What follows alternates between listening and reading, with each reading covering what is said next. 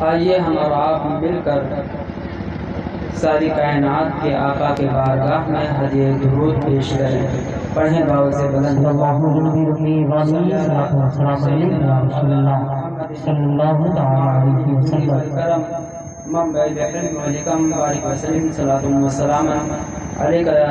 سیدی یا رسول اللہ صلی اللہ تعالی علیہ وآلہ وسلم. محترم سامعین و حاضرین، میں آپ کے علاقے میں پہلی بار آیا ہوں. دیکھنا یہ ہے کہ آپ ہمیں کیا دیتے ہیں اور ہم آپ کو کیا دیتے ہیں. کچھ آپ قدم بڑھائیں، کچھ ہم قدم بڑھائیں. یہاں الحمدللہ یہاں کے بڑوں نے ہمیں بڑی عزت سے نوازا ہے. حضرت کا میں نام نہیں جانتا ہوں، قاری اکبر علی نعیمی صاحب جو ہمارے والد محترم کے عمر کے بھی ہیں اور حضرت کا اچھا تعلق ہے. انہوں نے ہمیں کافی عزت دی اور باقی حضرات نے بھی بہت عزت سے نوازا ہے. آپ حضرات ہمیں عزت، آپ سے بھی عزت کی خواستگار ہوں، لیکن عزت اس انداز سے دیجیے کہ یہاں سے جب میں تقریر کر کے جاؤں تو ہمیں معلوم ہو کہ آپ حضرات نے اس تقریر سے کافی کچھ سیکھا ہے. آج تقریریں تو بہت ہوتی ہیں، جلسے تو بہت ہوتے ہیں، مگر دیکھا یہ جاتا ہے کہ اس کا فائدہ نظر نہیں آتا. کوئی فائدہ نہیں ہوتا. رات رات بھر جلسے ہوتے ہیں، 1-1 لاکھ روپے خرچ ہوتے ہیں، 2-2 لاکھ روپے خرچ ہوتے ہیں، مگر فائدہ نہیں ہوتا. اس کی ایک وجہ میں بیان کر دیتا ہوں، پھر انشاءاللہ آپ کو سمجھ جائیں گے کہ کیوں فائدہ نہیں ہوتا. آپ لوگ جو یہاں وہاں سے لے کر یہاں تک بیٹھے ہوئے ہیں، سبھی کی نیت صرف یہ ہے کہ چلیں جلسے گاہ میں جلسہ سنتے ہیں، ثواب ملے گا. مولانا صاحب لوگ آئے ہیں، تقریر کریں گے، ثواب ملے گا. اسی نیت سے آئے ہیں. پوسٹر وغیرہ میں بھی یہی لکھا جاتا ہے کہ کثیر تعداد میں حاضر ہو کر ثواب دارین حاصل کریں. بینر میں بھی یہی لکھا ہوتا ہے اور الاؤنسر صاحب وغیرہ بھی انہی الفاظ سے آپ کو دعوت دیتے ہیں اور آپ آتے ہیں، مگر آپ چوک کرتے ہیں. اسی نیت کی وجہ سے یہ معاملہ الٹ کا پلٹ ہو جاتا ہے. اب آپ کو ہم بتا دیں کہ دیکھیے یہ لکھا ہوتا ہے کہ کثیر تعداد میں آئیں اور ثواب دارین حاصل کریں. لہذا آپ ثواب حاصل کرنے کے لیے آتے ہیں، چلے جاتے ہیں. کیا حاصل کرنے کے لیے آتے ہیں؟ ثواب حاصل کرنے کے لیے. اسی لیے آپ صبح میں اٹھ کر وہی حالات ہوتے ہیں. 5 لاکھ روپے کا جلسہ ہوتا ہے، 1 لاکھ روپے کا جلسہ ہوتا ہے، صبح میں ایک نمازی بھی نہیں بنتا، مسجد بھرتی نہیں ہے. کیوں؟ کیونکہ آپ ثواب لینے آئے تھے، ثواب لے کر چلے گئے. ثواب لینے آئے تھے. مال میں جاتے ہوں گے تو لکھا ہوتا ہوگا بائی 1 get 1 فری. ایک خریدو گے تو اس پر 1 فری ملے گا. آپ ایسا نہیں کر سکتے کہ آپ بنا خریدے کہیں گے جو فری والا ہے وہ مجھے دے دو. ایسا آپ نہیں کر سکتے. ایسا کریں گے تو مال والا آپ کو بھگا دے گا. آپ آتے ہیں ثواب کی نیت سے، مگر میں جو کہہ کر جا رہا ہوں اس پر عمل کیجئے گا. آپ ثواب کی نیت سے مت آئیے. اب ثواب کی نیت سے آئیں گے تو صرف ثواب ملے گا. اب آئیے جلسے میں عمل کی نیت سے آئیں گے تو اللہ عمل کی توفیق بھی دے گا، ثواب بھی دے گا. اللہ عمل کی توفیق بھی دے گا، ثواب بھی دے گا. Buy 1 get 1 free. اب آئیں گے عمل کی نیت سے، پائیں گے عمل کی توفیق بھی اور ثواب بھی. آج آپ صرف ثواب کی نیت سے آتے ہیں، جس کی وجہ سے کوئی فائدہ نہیں ہوتا. اب دیکھیے علماء کرام یہاں پر نعت پڑھنے کے لیے اٹھے، انہوں نے کہا پڑھیے درود نبی اکرم صلی اللہ علیہ وسلم پر درود شریف، کیونکہ علماء اہل سنت کا معمول ہے کہ کوئی بھی کام کرنے سے پہلے نبی پر درود بھیجا کرتے تھے۔ ہم لوگ جب مدرسے میں پڑھا کرتے تھے تو ہمارے اساتذہ بولتے تھے، ہمارے استاد بولتے تھے تمہیں سبق یاد نہیں ہوتا، تم امتحان میں کامیاب ہونا چاہتے ہو، سبق یاد کرنے سے پہلے نبی پر درود پڑھ دو، ہر سبق یاد ہو جائے گا، نبی پر درود پڑھ دو۔ مگر یہاں کہا گیا کہ نبی پر درود پڑھیے، آپ میں سے صرف ان کی آواز آئی، کیونکہ یہ میک لے کر پڑھے، ان کے بعد میری ہی آواز آئی، باقی آپ میں سے کچھ لوگ درود پڑھے، کچھ لوگ اس طریقے سے پڑھے جیسے معلوم یہ ہو کہ پڑھا ہی نہ ہو۔ اب بعض لوگوں نے پڑھا ہی نہیں، بعض لوگوں نے پڑھا ہی نہیں۔ ایک پوائنٹ کی بات بتا دوں کیوں نہیں پڑھا، اس کی وجہ یہ ہے کہ دیکھیں جب تک انسان کو کسی چیز کی اہمیت معلوم نہیں ہوتی اس کی طرف وہ لپکتا نہیں ہے، اس کی طرف وہ لپکتا نہیں ہے۔ آپ کو موبائل کی اہمیت معلوم ہوگی تو آپ موبائل کی طرف لپکیں گے، اور اہمیت معلوم نہیں ہوں گی تو آپ لپکیں گے نہیں۔ ایک بات آپ سمجھ لیں، اب درود شریف کی ایک اہمیت میں بتا دیتا ہوں، اور بتانے کے بعد میں اپنی گفتگو آگے بڑھاتا ہوں۔ میں موضوع بنایا ہوں فاذکرونی اذکرکم کو، مگر درود شریف کیونکہ آپ کے حالات دیکھ کر اس پر بولنا پڑ رہا ہے۔ دیکھیں یہ مہینہ شعبان کا ہے، آپ کو بتا دوں اسی شعبان کے مہینے میں نبی اکرم صلی اللہ علیہ وسلم پر درود و سلام پڑھنے والی آیت ان اللہ و ملائکتہ یصلون علی النبی یا ایھا الذین آمنوا صلوا علیہ وسلموا تسلیما اسی مہینے میں نازل ہوئی ہے، اسی مہینے میں شعبان کے مہینے میں نازل ہوئی ہے۔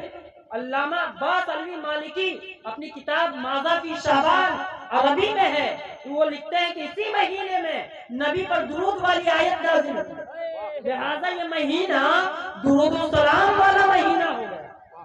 کون سا مہینہ ہو گیا؟ درود و سلام والا مہینہ ہو گیا۔ ابھی اس مہینے میں آپ کو چاہیے، مسلمانوں کو چاہیے کہ نبی اکرم پر کثرت سے درود و سلام پڑھا کریں۔ اب میں اہمیت کے طور پر ایک بات بتاتا ہوں، دیکھیے حجر اسود کا نام سنا ہوگا آپ لوگوں نے، حجر اسود، حجر کا معنی ہوتا ہے پتھر، اسود کا معنی ہوتا ہے کالا، حجر اسود کالا پتھر۔ کالا پتھر کہاں ہے؟ جو لوگ عمرہ کرنے گئے ہوں گے، جو لوگ حج کرنے گئے ہوں گے تو وہاں حجر اسود کی دیدار کے لیے لوگ مار کرتے ہیں۔ حجر اسود بس ایک بار حجر اسود کو چھونے کا موقع ملا، ایک بار حجر اسود کو دیکھ لیں، وہ اپنے آپ میں سمجھتے ہیں کہ میری قسمت بن جائے۔ وہ حجر اسود کیا ہے؟ حجر اسود کا یہ مقام جو آپ دیکھ رہے ہیں، یہ مقام کیسے ہوا؟ اب سمجھیے، حضور صلی اللہ علیہ وآلہ وسلم فرماتے ہیں کہ یسلم علیہ قبل ان ابعث، حضور فرماتے ہیں حجر اسود کے بارے میں کہ حجر اسود مجھ پر میری پیدائش سے پہلے مجھ پر درود و سلام پڑھا کرتا ہے، میری پیدائش سے پہلے یہ حجر اسود کیا پڑھا کرتی تھی؟ مجھ پر درود و سلام پڑھا کرتی تھی۔ تو اللہ کے محبوب پر پیدائش سے پہلے یہ حجر اسود نے نبی پر درود و سلام پڑھا، تو اللہ نے حجر اسود جس نے نبی پر درود و سلام پڑھا نبی کی پیدائش سے پہلے، تو اللہ نے اس حجر اسود کا، اس کالے پتھر کا رتبہ بڑھا دیا، مرتبہ بڑھا دیا، مقام بڑھا دیا۔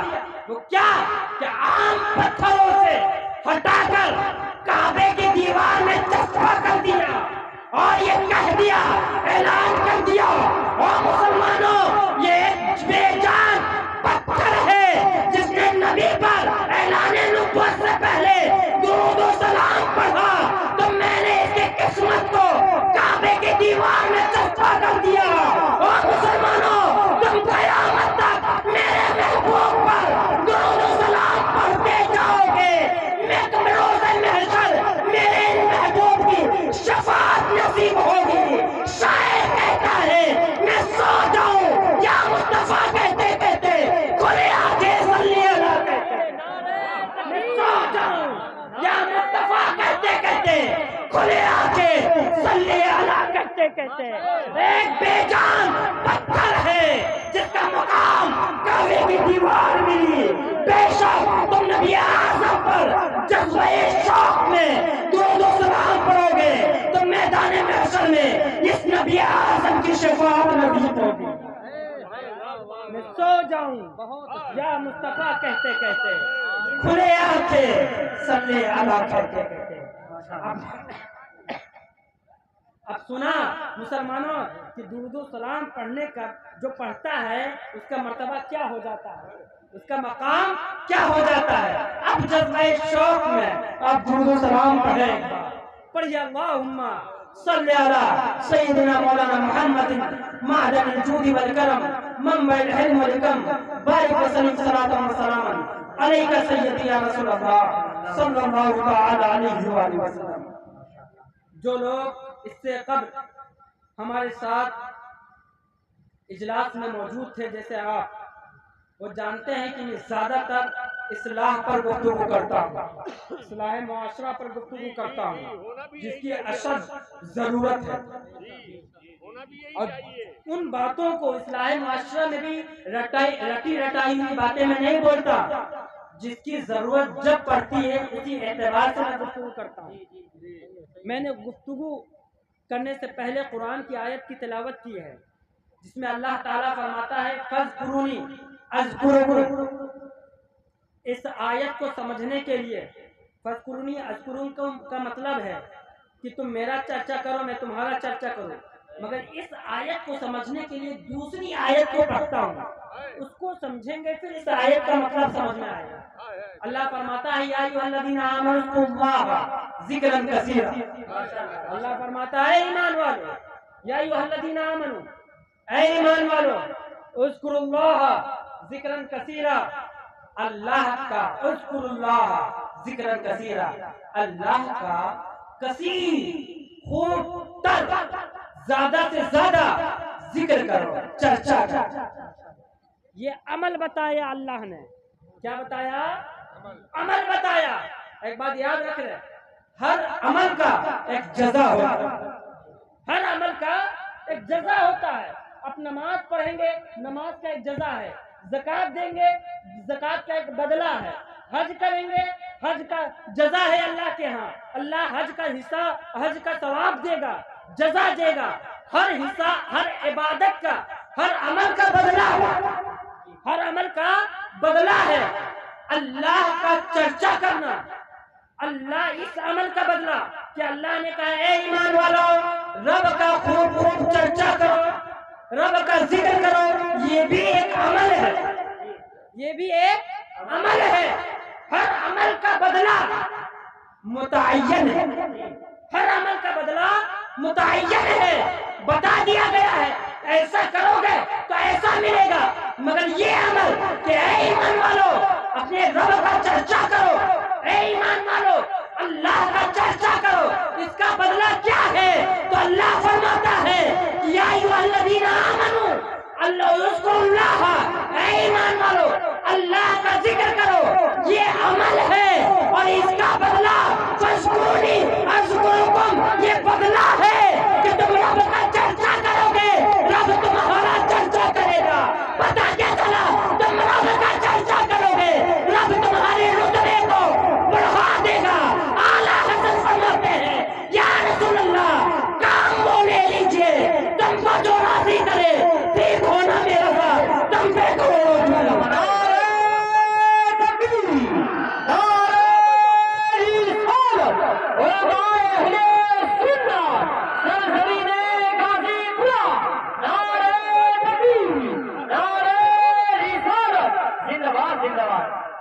ہر عمل کا بدلہ, یاد رکھنا مسلمانوں, ہر عمل کا بدلہ ہے.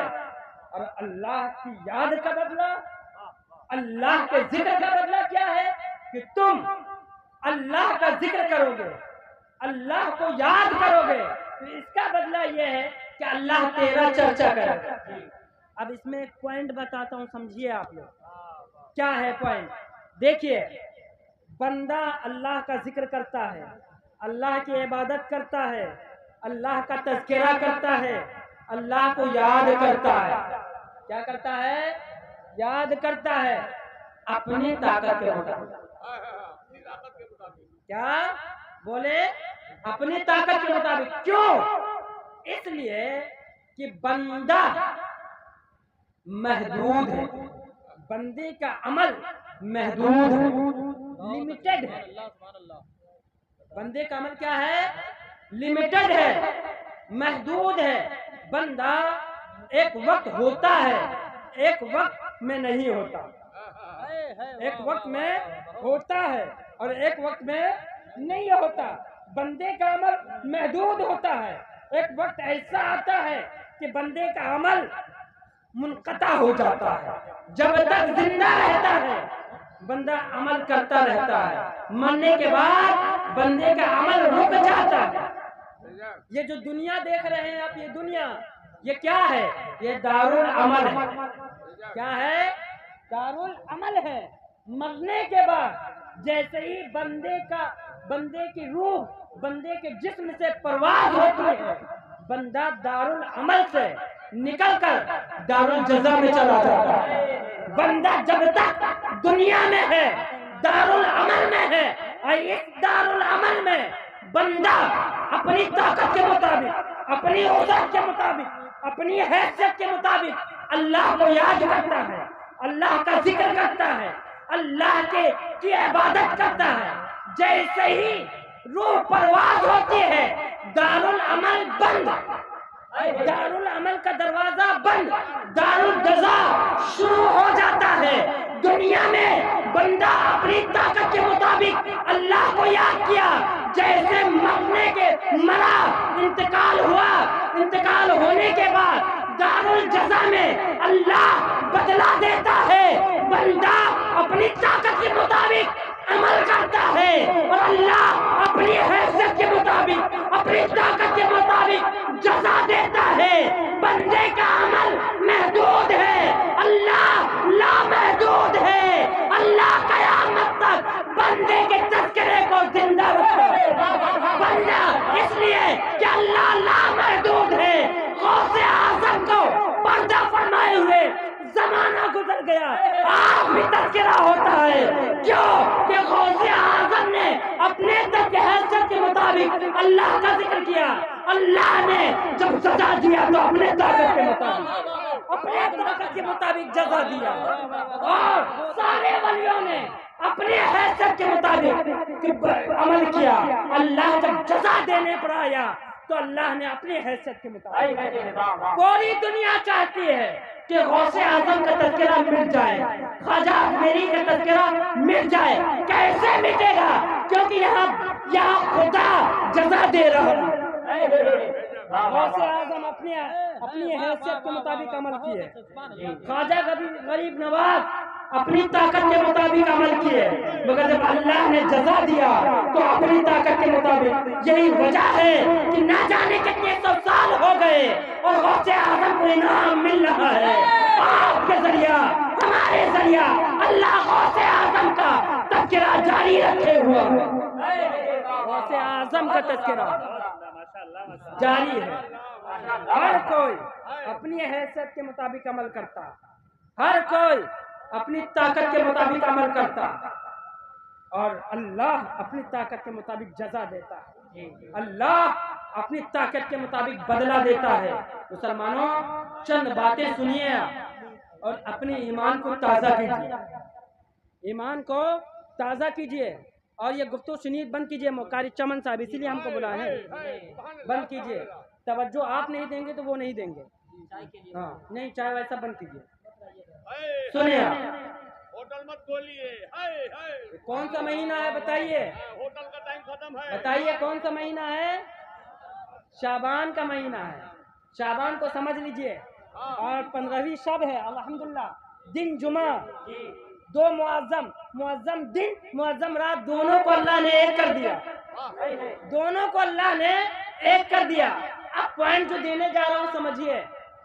شعبان بنا ہے تشعب سے. کس سے؟ تشعب سے شعبان بنا ہے. اور تشعب کا معنی ہے پھیلنا. کیا معنی ہے تشعب کا؟ بولیے. پھیلنا. پتہ کیا چلا؟ شعبان کا مہینہ ہوا پھلنے والا مہینہ. کیوں؟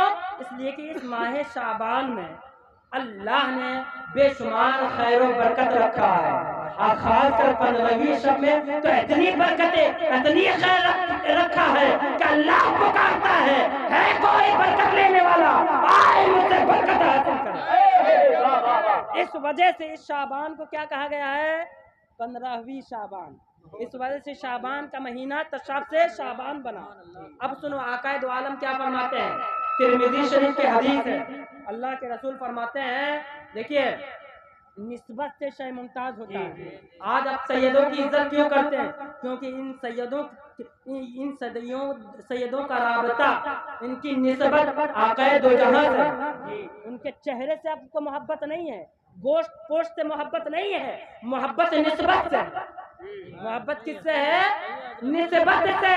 تو سنو نسبت کی بات. حضور فرماتے ہیں شعبان شہری و رمضان شہر اللہ. شعبان میرا مہینہ ہے، رمضان اللہ کا مہینہ. شعبان شہری، شعبان میرا مہینہ ہے، رمضان شہر اللہ، رمضان اللہ کا مہینہ ہے.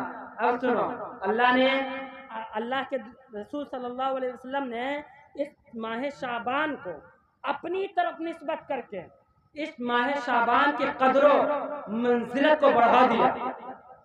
شعبان بھی اپنی قسمت پر نازا ہے. اپنی قسمت پر یہ شعبان بھی عش کر رہا ہوگا کہ نبی نے مجھے اپنی طرف بلا لیا ہے، نبی نے خود سے نسبت دے دی ہے مجھے. شعبان کو بھی اپنی قسمت پر ناز ہوگا. اب سمجھے دوسری حدیث میں اللہ کے رسول فرماتے ہیں، پہلی حدیث میں کیا کہا؟ شعبان میرا مہینہ ہے، یعنی شعبان کو اپنی طرف نسبت دے دی. اور دینے کے بعد دوسری حدیث میں فرماتے ہیں کہ سنو اے اللہ، جب رجب کا چاند اللہ کے رسول دیکھتے تو یہ دعا کرتے. کیا کرتے ہیں؟ بارک لنا فی رجب و شعبان. کیا کہتے؟ اے اللہ رجب اور شعبان کو ہمارے لیے برکت والا مہینہ کر دے، اور اس کے بعد رمضان میں ہمیں داخل کر. رجب اور شعبان کو ہمارے لیے برکت والا مہینہ کر دے، اور اس کے بعد شعبان رمضان میں داخل کر. کیا مطلب یہ کہ اللہ کے اے اللہ رمضان شعبان میں ہماری امتی گناہوں سے توبہ کر کے مبارک ہو جائے، پھر توبہ کر کے تیرے مہینے میں داخل ہو. اب اس بات کو سمجھنے کے لیے ایک شعر دیتا ہوں. کیا دیتا ہوں؟ اس بات کو سمجھنے کے لیے ایک شعر، پھر میں سمجھاتا ہوں. درود شریف پڑھیں. اللہم صلی علی سیدنا مولانا محمد معدن الجود والکرم منبع العلم والحکم بارک وسلم صلاۃ و سلام علیک یا رسول اللہ. دیکھیے ایک شعر سمجھیے پہلے. علامہ حسن رضا بریلوی فرماتے ہیں اذاں کیا فرماتے ہیں؟ اذاں کیا جہاں دیکھو ایماں والو. اذاں کیا جہاں دیکھو ایماں والو، پسے ذکر حق ذکر ہے مصطفیٰ کا. پسے ذکر حق ذکر ہے مصطفیٰ کا. حسن رضا بریلوی کہتے ہیں اے ایمان والو، اے مسلمانوں، تم اذان میں کہاں ڈھونڈتے پھر رہے ہو؟ تم اذان میں کیا دیکھتے ہو؟ جہاں دیکھو ایک ہی چیز پاؤ گے، پسے ذکر حق ذکر ہے مصطفیٰ کا. اللہ کے ذکر کے بعد ذکر ہے مصطفیٰ کا. پہلے اللہ کا ذکر ہے، اس کے بعد رسول اللہ کا ذکر ہے. کیسے؟ تو سمجھیے مسلمانوں، آپ لوگ بیدار ہیں؟ سنیں گے نا؟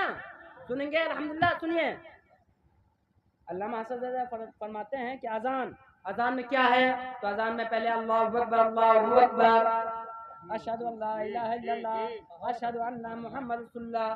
تو پہلے اللہ اکبر ہے، اس کے بعد اشہد ان محمد رسول اللہ ہے. پہلے اللہ کا ذکر، بعد میں مصطفیٰ کا ذکر. پہلے بولیے، پہلے کس کا ذکر ہے اذان میں؟ اللہ کا، بعد میں مصطفیٰ کا. کلمہ طیبہ لے لیجئے. کیا؟ کلمہ شریف لے لیجئے، کلمہ شریف میں لا الہ الا اللہ پہلے ذکر ہے اللہ کا، بعد میں ذکر ہے مصطفیٰ کا، محمد رسول اللہ۔ پہلے کس کا ذکر آیا؟ اللہ کا، بعد میں مصطفیٰ کا۔ اب سوال ہوتا ہے ایسا کیوں؟ اللہ نے اس ترتیب سے کیوں رکھا کہ پہلے اللہ نے اپنا ذکر رکھا، بعد میں مصطفیٰ کا ذکر رکھا؟ کیوں؟ تو سنو، جواب دیتے ہیں علماء، جواب دیتے ہیں علماء کہ اس کی وجہ یہ ہے کہ اللہ کی چاہت یہ ہے، اللہ کا ارادہ یہ ہے، اللہ کا منشا یہ ہے کہ اللہ چاہتا ہے کہ بندہ پہلے میرا ذکر کر کے اپنے زبان کو پاک کر لے، پھر اس پاک و صاف ستھرے زبان سے میرے محبوب کا ذکر کرے، میرے محبوب کا تذکرہ کرے۔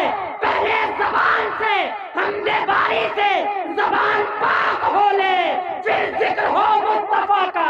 ہزار بار بشیم دہن سے مشکو گلاب نام تو گفتن کمال بے ادبی، نام تو گفتن کمال بے ادبی۔ اللہ کی رضا ہے، اللہ چاہتا ہے کہ میرا بندہ میرے ذکر سے، میرے ذکر سے اپنے زبان کو پاک و صاف کر لے، پھر میرے محبوب کا نام لے، پھر میرے محبوب کا نام لے۔ کس کی منشا ہے؟ کس کی منشا ہے؟ یہ کون چاہ رہا ہے؟ یہ کس کی رضا ہے؟ پروردگار کی۔ کون چاہ رہا ہے یہ بات؟ پروردگار چاہ رہا ہے کہ میرے تذکرے سے اے بندو، اے مسلمانوں، اپنے زبان کو پاک کر لو، پھر میرے محبوب کا پاک زبان سے نام لینا۔ یہ اللہ کی چاہت ہے۔ مگر ایک شعر سنا ہوگا، اعلیٰ حضرت فرماتے ہیں محبوب و محب میں نہیں میرا تیرا، محبوب و محب میں نہیں میرا تیرا۔ ذرا اس کو بھی سمجھ لیجئے، یہ تو اللہ کی چاہت ہے، یہ تو اللہ کی چاہت ہے۔ رسول اللہ کی کیا چاہت ہے؟ رسول اللہ کی چاہت کیا ہے؟ سمجھیے اس بات کو۔ تو سنو، میں سمجھاتا ہوں۔ دیکھیے، آپ لوگ نماز پڑھتے ہیں، کتنے لوگ نماز پڑھتے ہیں نا؟ سنیں آپ، نماز پڑھتے ہیں تو سمجھیے، نماز میں، نماز پڑھنے سے پہلے وضو کرتے ہو، اذا قمتم الى الصلاة فاغسلوا وجوہکم، وضو کرتے ہو، وضو کرتے ہو تو وضو میں کتنے فرائض ہیں؟ 4۔ اللہ فرماتا ہے جب نماز کا ارادہ کرو فاغسلوا وجوہکم، پہلے چہرہ دھو، وایدیکم، پھر ہاتھ دھو، وامسحوا برؤوسکم، پھر سروں کا مسح کرو، پھر پاؤں دھو۔ اللہ کیا کہتا ہے؟ جب میری بارگاہ میں آؤ، نماز کس کی بارگاہ ہے؟ رب کی۔ اے بندو، اے مسلمانوں، جب میرے بارگاہ میں آنا تو پہلے چہرہ دھو لینا، ہاتھ دھو لینا، سر کا مسح کر لینا، پاؤں دھو لینا، پھر میرے بارگاہ میں آنا۔ مگر مصطفیٰ کہتے ہیں او بندو، او میرے امتیوں، جب رب کی بارگاہ میں جانا تو پہلے میری بارگاہ میں آنا، پہلے میری بارگاہ میں آنا۔ دیکھیے، جب اللہ کہتا ہے کہ جب نماز کا ارادہ کرو تو پہلے چہرہ دھو، پھر ہاتھ دھو، پھر مسح کرنا، پھر پاؤں دھونا۔ مگر مسلمانوں، ایمانداری کے ساتھ کہو، جب آپ نماز پڑھنے جاتے ہو تو کیا پہلے چہرہ دھوتے ہو؟ نہیں، پہلے ہاتھ دھوتے ہو، پھر کلا کرتے ہو، پھر ناک میں پانی ڈالتے ہو۔ ہاتھ دھونا فرض نہیں ہے، کلا کرنا فرض نہیں ہے، ناک میں پانی ڈالنا فرض نہیں ہے، یہ سنت مصطفیٰ ہے۔ مصطفیٰ کہتے ہیں کہ جب رب کی بارگاہ میں جانا تو پہلے میری سنت سے اپنے ہاتھوں کو پاک کر لینا، پھر اس پاک ہاتھوں سے رب کی بارگاہ میں جانا۔ رب کہتا ہے میرا ذکر کر کے پاک کر لینا زبان کو، پھر مصطفیٰ کی بارگاہ میں جانا۔ اور جب مصطفیٰ کی باری آتی ہے تو مصطفیٰ کہتے ہیں کہ پہلے میری سنت سے گزر جانا، پھر میرے رب کی بارگاہ میں آنا۔ یہی تو اعلیٰ حضرت کہنا چاہ رہے ہیں کہ محبوب و محب میں نہیں میرا تیرا، محبوب و محب میں نہیں میرا تیرا، پہلے میری بارگاہ میں آنا۔ اللہ اکبر کبیرہ، یہ ہے۔ آئی بات سمجھ میں؟ بات اور سن لو، بات آ گئی ہے تو بتا دیتا ہوں، بات آ گئی ہے تو بتا دیتا ہوں میں نے کیا کہا، میں نے کہا کہ ہر اللہ تعالیٰ نے اپنے ذکر کے بعد اپنے ذکر کے بعد کس کا ذکر رکھا؟ یہ اللہ تعالیٰ نے اپنے ذکر کے بعد اپنے محبوب کا ذکر رکھا، ہر جگہ رکھا، مگر ایک جگہ سمجھو اس بات کو، آپ لوگ بھی سمجھیں، ایک جگہ اللہ نے اپنا ذکر تو رکھا، اپنے محبوب کا ذکر ہی ہٹا دیا۔ ایک جگہ وہ ہے جہاں اللہ نے اپنا ذکر تو رکھا مگر اپنے محبوب کا ذکر نہ رکھا، ہٹا دیا۔ سوال کرو گے کہ مولانا وہ کون سا مقام ہے؟ مولانا وہ کون سا مقام ہے جہاں اللہ نے اپنا ذکر تو رکھا مگر اپنے محبوب کا ذکر ہٹا دیا؟ تو میں جواب دوں گا، سنو، توجہ ہے؟ کتنے لوگ جواب سننا چاہتے ہیں بتائیں؟ الحمدللہ سب لوگ سننا چاہتے ہیں، آپ لوگ نہیں سننا چاہتے ہیں، ماشاءاللہ۔ سنیں، دیکھیں وہ مقام کون سا ہے؟ وہ مقام ذبح ہے۔ جب ذبح کرتے ہو بکرے کو، مرغے کو، تو کہتے ہو بسم اللہ اللہ اکبر، بس بسم اللہ الرحمن الرحیم بھی نہیں بولتے ہو، کیا کہتے ہو؟ بسم اللہ اللہ اکبر۔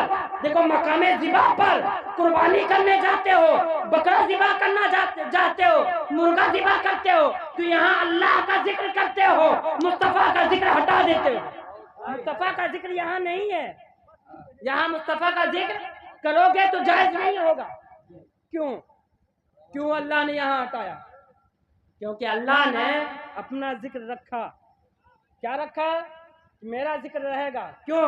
اس لیے کہ اللہ رحمان ہے، اللہ رحیم ہے، اللہ کریم ہے، اللہ غفار ہے، اور اللہ رحیم ہونے کے ساتھ ساتھ، رحمان ہونے کے ساتھ ساتھ، غفار ہونے کے ساتھ ساتھ اللہ جبار بھی ہے، قہار بھی ہے، اور مرغے پر یا بکرے پر ذبح کرنا ظاہراً رحمت کا وقت نہیں ہوتا ہے، زحمت کا ذکر ہوتا ہے۔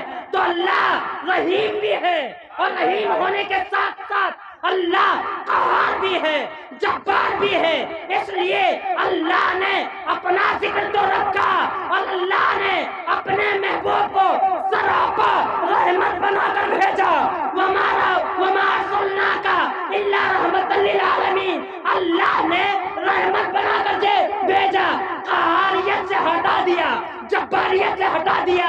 اللہ کو پتا تھا کہ کچھ لوگ ایسے ہوں گے جو میرے محبوب کا کلمہ پڑھیں گے، میرے محبوب کی کمیاں ڈھونڈیں گے، تاکہ انہیں کمیاں نہ ملے کہ دیکھو اپنے نبی کے نام سے تم بکرے پر ظلم کرتے ہو۔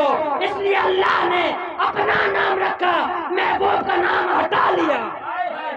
اللہ نے اپنا نام رکھا اور اپنے محبوب کا نام ہٹا لیا، تاکہ یہ ثابت ہو جائے کہ اللہ رحمان کے ساتھ قہار تو ہے، جبار تو ہے، مگر اللہ نے اپنے محبوب کو صرف اور صرف رحمت ہی بنا کر بھیجا۔ وہ ہر عالم کی رحمت ہے، کسی عالم میں رہ جاتے یا ان کی مہربانی ہے کہ عالم پسند آیا، یہ ان کی مہربانی ہے کہ یہ عالم پسند آیا۔ مسلمانوں، یہ اللہ کا کرم دیکھیے کہ اللہ کو پتا تھا کہ کچھ لوگ میرے محبوب کی کمیاں ہی ڈھونڈیں گے۔ کیا ڈھونڈیں گے؟ کمیاں ڈھونڈیں گے، اس لیے وہاں سے ہٹا دیا، اور یہ ثابت کر دیا کہ دیکھو میں نے اپنے محبوب کو سراپا رحمت بنا کر بھیجا۔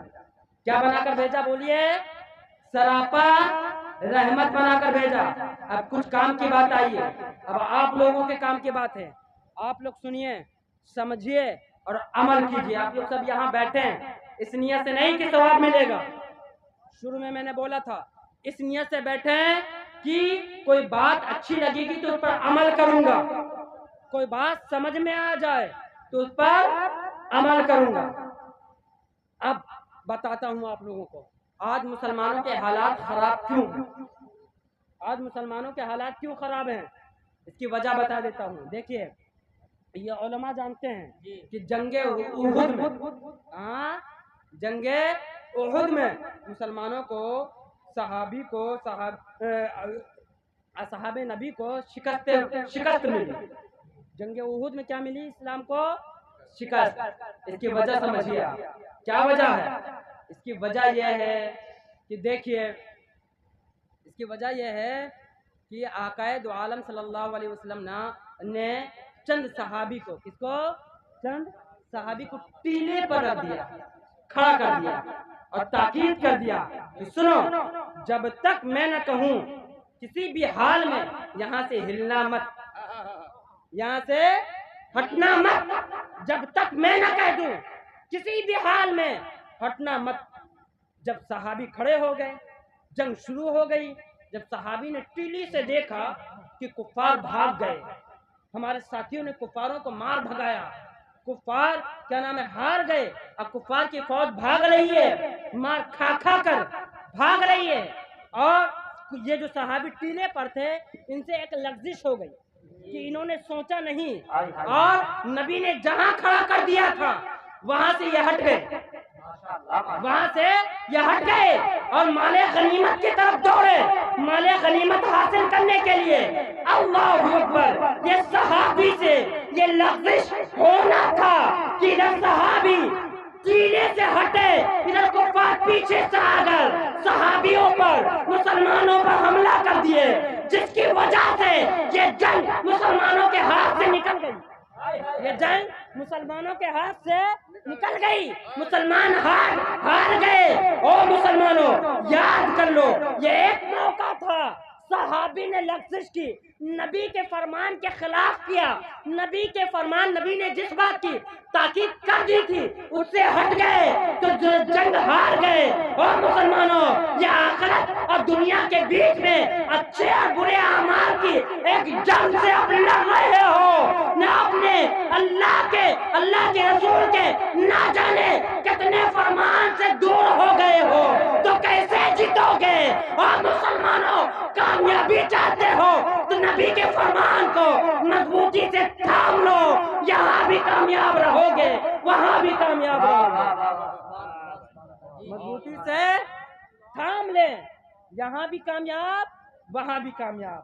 دیکھیے صحابی پل بھر کے لیے ہٹے، جنگ ہار گئے۔ یہ مسلمان نہ جانے کب سے نبیوں کی اللہ کے رسول کے سنتوں کو چھوڑے ہوئے ہیں، تو کہاں سے کامیابی آئے گی؟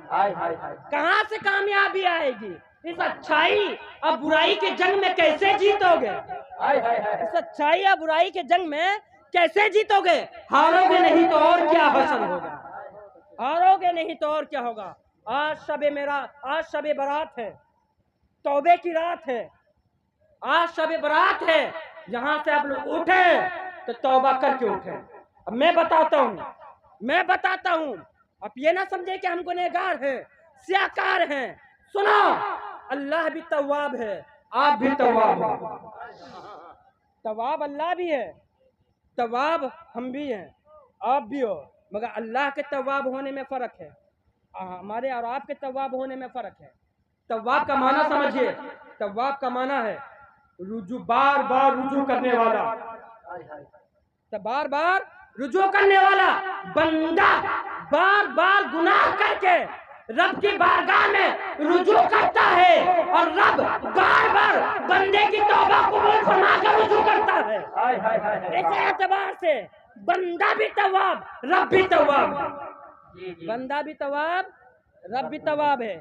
مگر سنیے، آپ کو بتا دوں، اولیاء کرام، اولیاء کاملین سے پوچھا جاتا ہے کہ ذرا یہ بتائیے کہ ہم کیا نام ہے گناہوں سے دور کیسے ہوں، گناہوں سے دور کیسے ہوں؟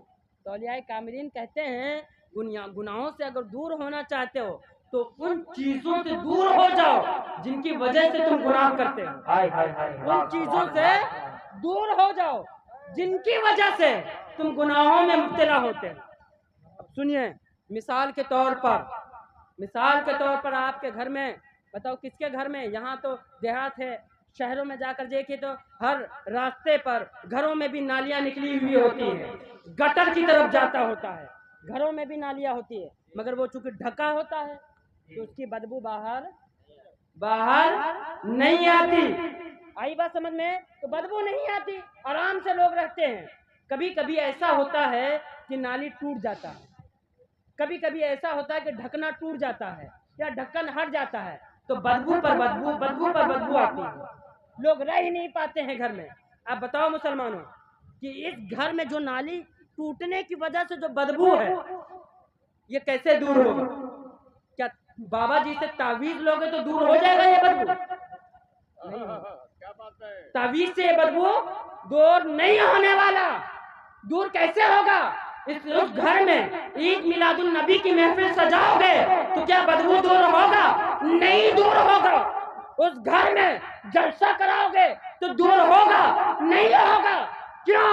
اس لیے کہ بدبو دور کرنے کے لیے جب تک اس نالی کو درست نہیں کرو گے بدبو دور نہیں ہوگا۔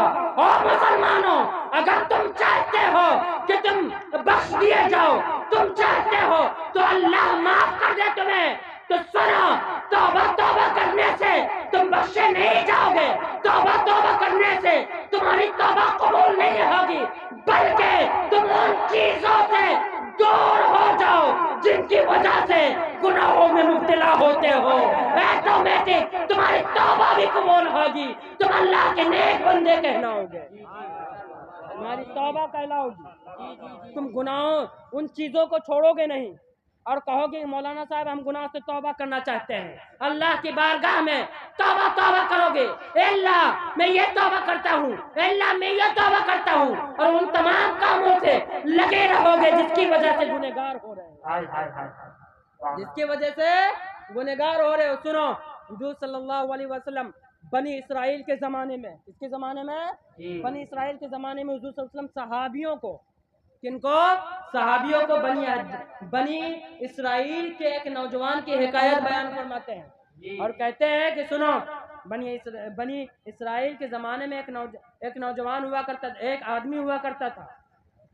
وہ آدمی جب بوڑھا ہو گیا، جب ان کو لگنے لگا کہ میری موت قریب ہے، میں اب مرنے والا ہوں، چند دنوں کا مہمان ہوں، بخاری میں ہے یہ بات، مسلم شریف میں بھی حدیث شریف مذکور ہے، جو چاہے جا کر دیکھ لے۔ جی حضور فرماتے ہیں کہ وہ آدمی اپنے بیٹوں کو جمع کیا، بیٹوں کو بلایا اور کہا اے بیٹوں، میں اب مجھے میرے سامنے میرے گناہ جو زندگی بھر ہم نے گناہ کیا تھا وہ سامنے دکھ رہا ہے، میں شرمندہ ہوں اپنے گناہوں سے، اور اتنا شرمندہ ہوں کہ اے میرے بیٹے جب میری روح پرواز کر جائے، میں مر جاؤں تو مجھے قبر میں دفن مت کرنا بلکہ مجھے جلا دے۔ وصیت کیا کر رہے ہیں کہ مجھے قبر میں دفن مت کرنا بلکہ کیا کرنا؟ مجھے جلا دینا۔ جی مجھے دفن مت کرنا بلکہ کیا کرنا؟ جلا دینا۔ اللہ اکبر کبیرہ۔ سنیں، وہ کہتے ہیں کہ ان کے بیٹوں نے ایسا ہی کیا، انتقال ہو گئے، بیٹوں نے جلا دیا، اور ان کے راکھوں کو انہوں نے وصیت کیا تھا راکھ کو بھی ایک جا جمع مت کرنا بلکہ کیا کرو گے؟ بلکہ ان کو ہوا میں منتشر کر دینا، کیونکہ میں اس لائق نہیں ہوں کہ میں اپنا چہرہ رب کی بارگاہ میں لے جا سکوں، میں گناہوں کی وجہ سے وہاں کی آگ میں جلوں گا، اس سے بہتر ہے کہ زمانے دنیا کے آگ میں جل جاؤں۔ اللہ اکبر۔ بیٹوں نے ایسا ہی کیا، بیٹوں نے ایسا ہی کیا۔ اللہ نے فرشتوں کو حکم دیا راکھوں کو جمع کرو، سارے فرشتوں نے راکھوں کو جمع کیا، جمع کرنے کے بعد اللہ نے راکھ کو حکم دیا، اللہ نے راکھ کو حکم دیا کہ تم انسان بن جاؤ۔ جو تھے وہ راکھ انسان بن کر اللہ کے حضور کھڑا ہو گیا۔ اللہ نے سوال کیا تم کو کس چیز نے ابھارا کہ تم اپنے بیٹوں کو وصیت کرو کہ میری لاش کو جلا دے؟ کن بات نے اس بات پر آمادہ کیا؟ اللہ اکبر کبیرہ۔ مسلمانوں غور سے سننا، آج 15ویں شب ہے شعبان کی، غور سے سننا کہ توبہ کیا ہے۔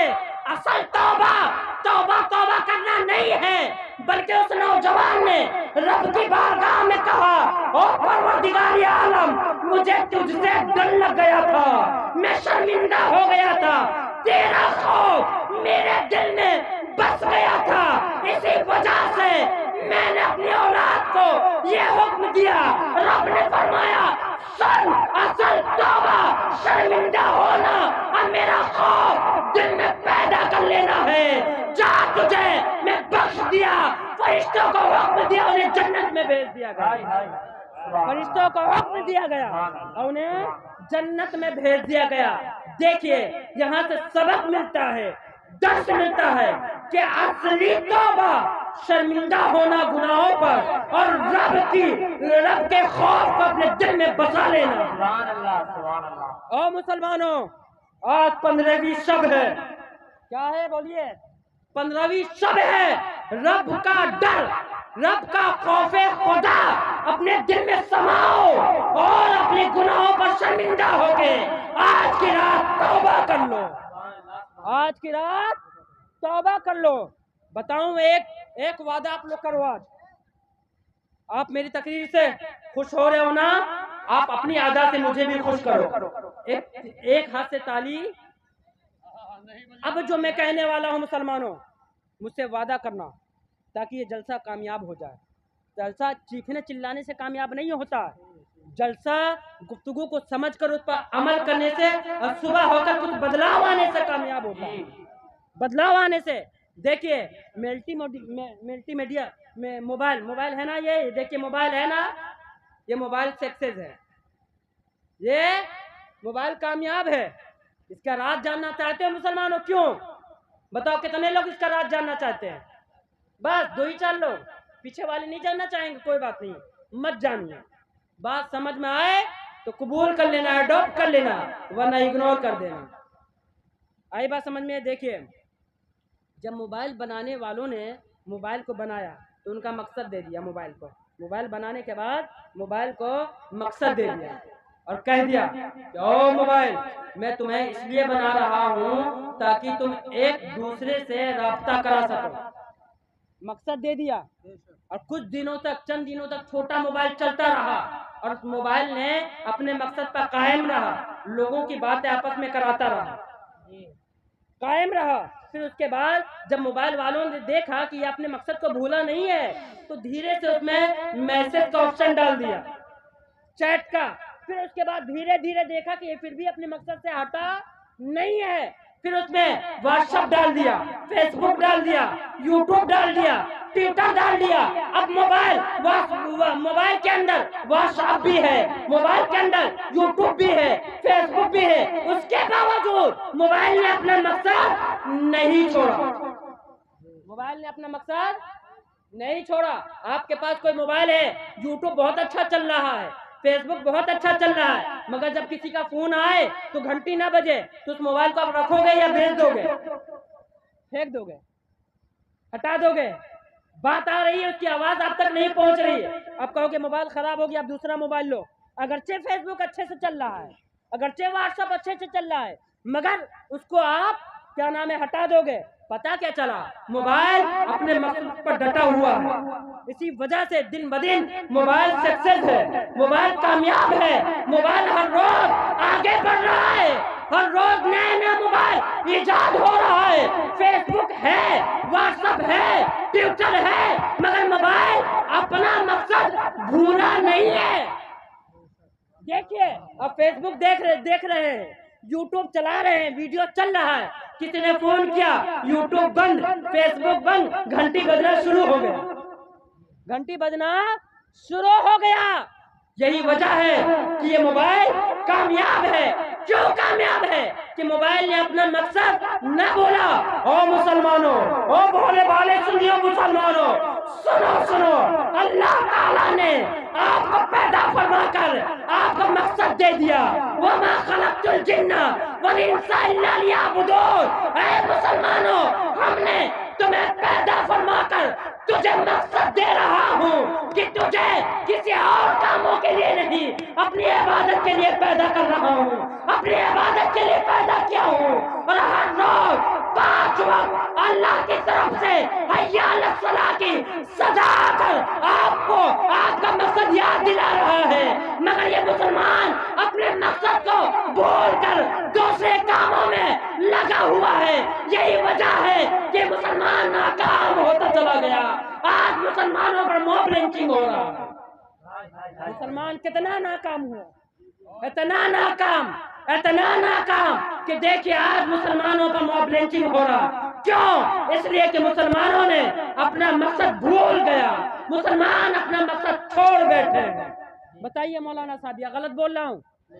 غلط بولنا۔ 5 وقت اللہ کی طرف سے اذان آتی، حی علی الصلاۃ، آؤ کامیابی کے ساتھ، حی علی الفلاح، آؤ کامیابی کی طرف، مگر مسلمان مقصد کو بھول چکے ہیں۔ ایک بے جان موبائل جس نے مقصد کو یاد رکھا ترقی کرتا جا رہا ہے۔ مسلمانوں تم جاندار ہو، مقصد کو چھوڑ دیے ناکام ہو گئے۔ ہو گئے کہ نہیں ناکام؟ ناکام ہے۔ ایک پوائنٹ اور بتاؤں، نماز کے اوپر بتاؤں؟ کتنے لوگ سننا چاہتے ہیں نماز کے اوپر ایک پوائنٹ؟ مگر اب جو پوائنٹ بتانے والا ہوں اس پر شرط ہے کہ آپ کو لبیک کہنا ہوگا عمل کے لیے۔ دیکھیے میاں، بتائیے ڈاکٹروں کا کام کیا ہے؟ بولو، ڈاکٹروں کا کام کیا ہے؟ ڈاکٹروں کا کام جسم کو چیک کر کے اس کے مطابق، مرض کے مطابق دوا دینا۔ دوا دینا ہے کہ نہیں؟ بولیے، ہے کہ نہیں؟ اب بتائیں اپنے زندگی کا تجربہ، آپ تو ان میں بڑے ہیں، حضرت قاری صاحب قبلہ، آپ تو بڑے ہیں، اپنے زندگی کا تجربہ بتائیے۔ آج تک سائنس بہت ترقی کر گئی، سنا ہوگا، آج تک کسی سائنس نے، کسی میڈیکل سائنس نے، بتائیے ایک ایسا ٹیبلٹ جنم دیا ہے جس کو کھا کر مسلمان جھوٹ بولنا چھوڑ دے؟ بتائیے دیا ہے ایسا ٹیبلٹ؟ ہے کوئی ماں نے ایسا سرجن پیدا کیا ہے جو سرجن سینے کا آپریشن کر کے اس میں سے حسد، جلن، کینہ، بغض کو نکال دے؟ پیدا کیا ہے کسی ماں نے ایسا سرجن؟ نہیں، کسی سائنس نے، کسی ڈاکٹر نے ایسا ٹیبلٹ تیار کیا ہے جس کو کھا کر انسان گناہوں سے دور ہو جائے، جس کو کھا کر انسان جھوٹ بولنا چھوڑ دے؟ میں کہوں گا نہیں، ہرگز نہیں۔ کیا ہے؟ مگر سنو مسلمانوں، قربان جاؤ اپنے دین اسلام پر، کیا اللہ تعالیٰ نے دین اسلام کے پاس، دین اسلام کے پاس، سنیے میاں آخری بات سن لیں، اس کے بعد اب بڑھتے رہیے گا چاہے۔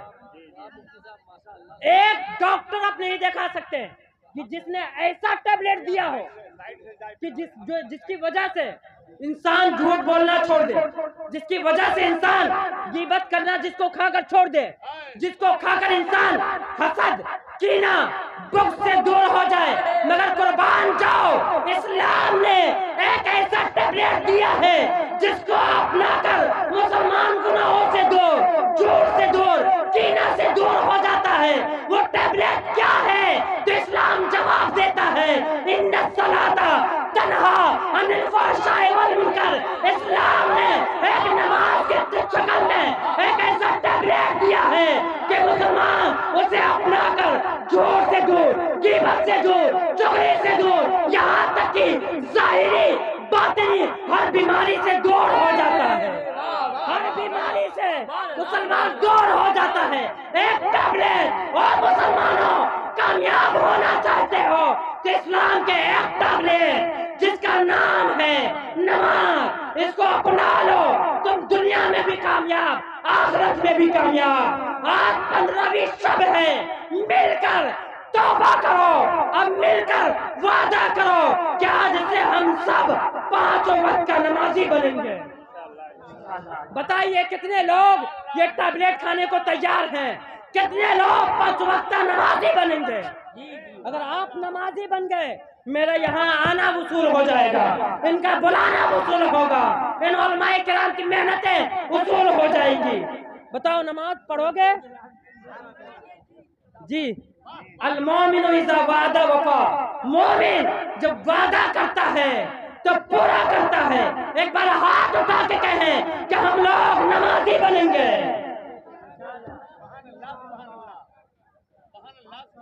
الحمدللہ، بس میں آپ کے یہاں سے خوش ہو کر جا رہا ہوں۔ وما علیہ الا البلاغ۔ السلام علیکم ورحمۃ اللہ وبرکاتہ۔